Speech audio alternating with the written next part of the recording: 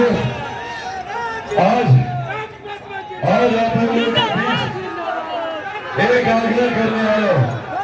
आप सब जानते हैं कि देश में 3 चरण का मतदान हो चुका है और इस 3 चरण के मतदान के बाद एक बात स्पष्ट है, एक बात तय है कि 4 तारीख को जब ईवीएम मशीन खुलेगी तो हमारे मौजूदा प्रधानमंत्री आदरणीय नरेंद्र मोदी जी तीसरी बार देश के प्रधानमंत्री बने जाएंगे। कोई संदेह नहीं। जब प्रधानमंत्री जी तीसरी बार देश के प्रधानमंत्री बने तो ऐसे में आपके प्रतिनिधि, आपके सांसद एक ऐसे व्यक्ति होने चाहिए जो प्रधानमंत्री जी के बगल में बैठकर आप लोगों की समस्या का समाधान करने का काम करे, आप लोगों के विकास के लिए काम करने का काम करे। साथियों, आज यहाँ पर चंद्रेश्वर प्रसाद चंद्रवंशी जी के लिए हम सब आज उनके लिए आग्रह करने आप लोगों के समक्ष आए, क्योंकि आज जब आप लोग चंद्रेश्वर प्रसाद चंद्रवंशी जी को जब आप लोग जिताने का काम करेंगे तो ये जीत सिर्फ चंद्रेश्वर जी की नहीं होगी, ये जीत हमारे प्रधानमंत्री आदरणीय नरेंद्र मोदी जी की होगी, उनको प्रधानमंत्री बनाने की होगी। और साथियों, हमारे प्रधानमंत्री जी का तीसरी बार देश का प्रधानमंत्री बनना जरूरी है। आज से 1 दशक पहले हम में से कोई नहीं जानता था कि भारत की अर्थव्यवस्था कौन से पायदान पर है। पहली बार देश में कोई ऐसे प्रधानमंत्री आए जिन्होंने भारत की अर्थव्यवस्था को दुनिया की 5वीं सबसे बड़ी अर्थव्यवस्था बनाने का काम किया। जब अर्थव्यवस्था मजबूत होती है तो हर राज्य का राजस्व बढ़ता है। जब राज्य का राजस्व बढ़ता है तो हम लोग के क्षेत्र का आर्थिक विकास होता है।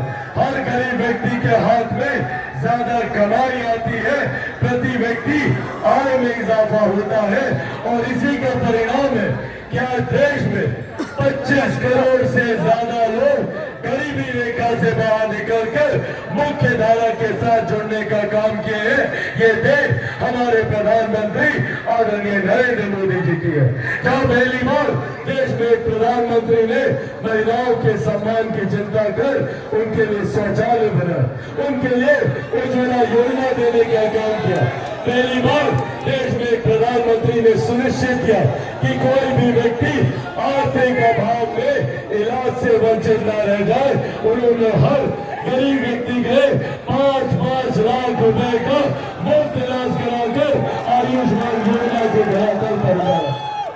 साथियों, जहाँ एक तरफ हमारे प्रधानमंत्री ने गरीब कल्याण के लिए हर संभव योजना बनाई, आज हम लोग को गर्व होता है कि देश की नहीं दुनिया की सबसे बड़ी गरीब कल्याण की योजना जिसका श्रेय मैं मेरे नेता, मेरे पिता आदरणीय रामविलास पासवान जी को भी दूंगा।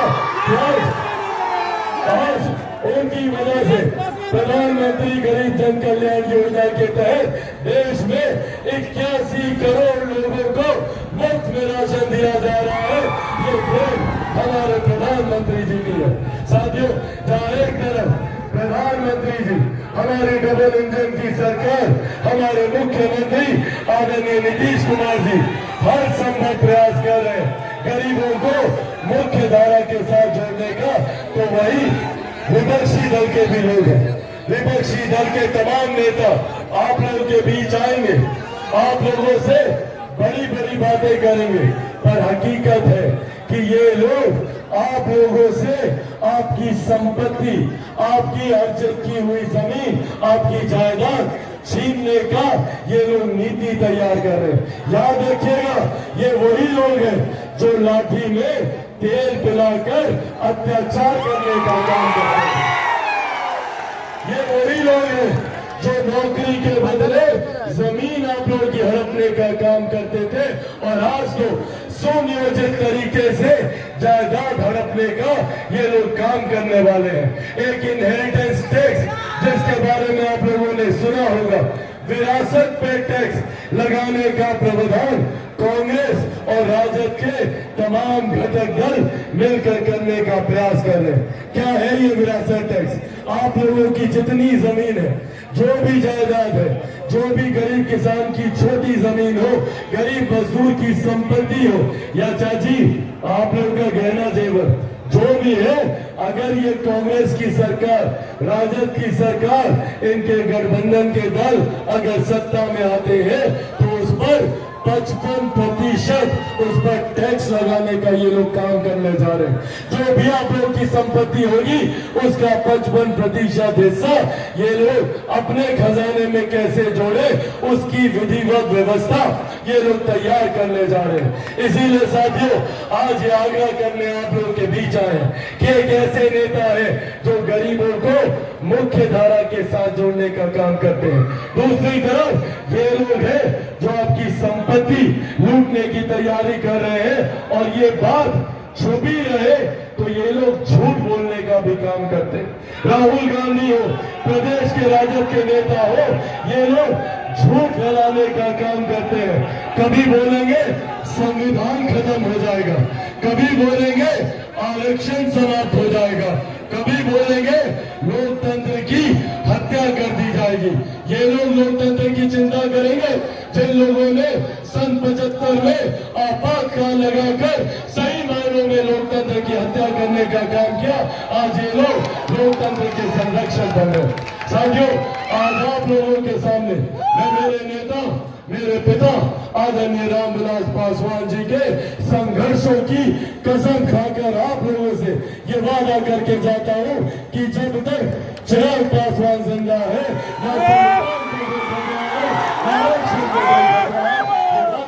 आप लोगों से करके जाता हूं। पर हाँ, खतरा है तो हर उस गरीब कल्याण की योजना पर जिसको ये लोग बंद करना चाहते हैं। जिन जिन लोगों को 5 किलो अनाज मिलता है, किन किन को मिलता है हाथ उठाकर बताइए? मिलता है ना अनाज? अगर ये लोग जीत कर आए तो ये अनाज मिलना बंद हो जाएगा। चाची याद रखिएगा, घर पर जो 5-5 किलो सबको मिलता है ना, सब मिलना बंद होगा।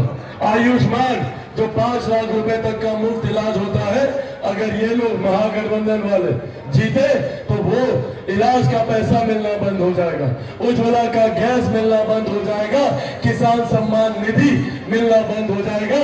इस सोच के साथ ये महागठबंधन वाले लोग आगे बढ़ने का काम कर रहे हैं। इसीलिए साथियों, आज बस ये आग्रह करने आप लोगों के बीच आए हैं कि आप सब लोग, जरूरी है प्रधानमंत्री जी के हाथ को मजबूत करना।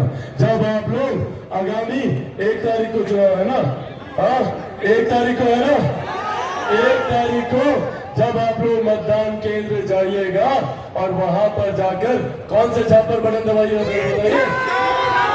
तीर छाप पर। जब तीर छाप पर बटन दबाइएगा तो वो बटन हमारे प्रधानमंत्री आदरणीय नरेंद्र मोदी जी को तीसरी बार देश का प्रधानमंत्री बनाएगा।